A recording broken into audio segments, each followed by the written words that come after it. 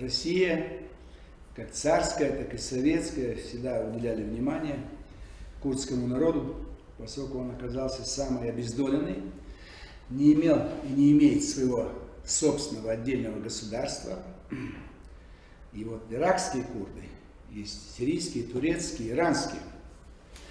Иракские курды все-таки добились максимальной автономии. У них своя конституция, свой университет, так сказать, и свое желание, право использовать свой язык. Но страдают турецкие курды, иранские вообще тишина, их, видимо, скрутили совсем. Сирийские вот сейчас воевали и воюют. Но Мустафа Барзани очень известен был в Советском Союзе, о нем часто говорили, и была создана республика Мебахат, да? Махабадская. Да.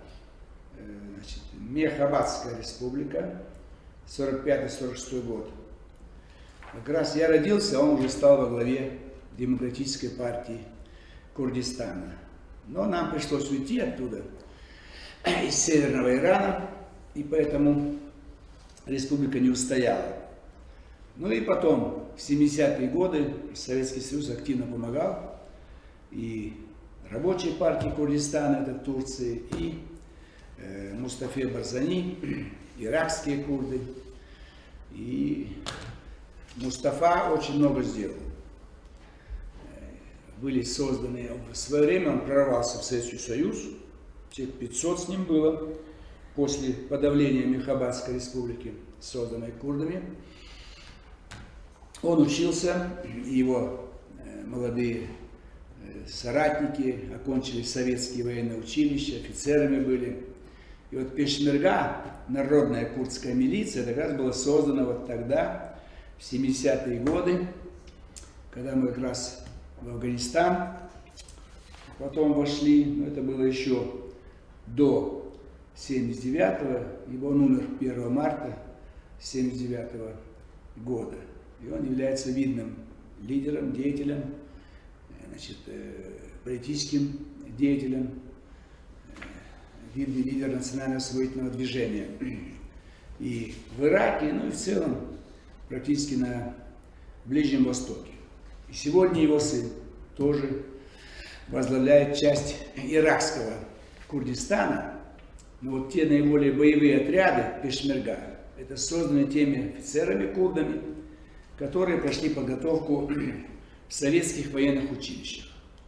И Мустафа Барзани, его имя было очень-очень известно, он сделал самый большой вклад в дело борьбы курдского народа за создание своего государства, и даже в условиях отсутствия государства шла постоянная борьба турецких курдов за независимость, за автономию, за какие-то права экономические, политические и так далее. Поэтому он как бы авторитет, который признают курды всего Ближнего Востока. А вот иранские курды как-то в затишье, сирийские так немножко, они повоевали сейчас, когда там была наша поддержка Сирии Башара Асада. Но, конечно, главное внимание мы свое и все почести отдаем Мустафе Барзани. Он даже родился в городе Барзан, как бы, видимо, фамилия пошла от тех, кто жил в этом городе. И он практически создал курдское государство.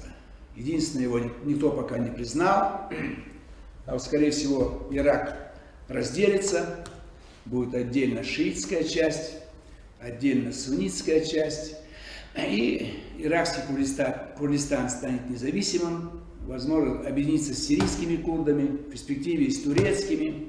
И в конце концов, мы надеемся, что в ближайшие десятилетия будет создано независимое государство Курдистан. Ибо курды живут на своей земле. Это турки пришли, это арабы пришли, а курды там жили всегда.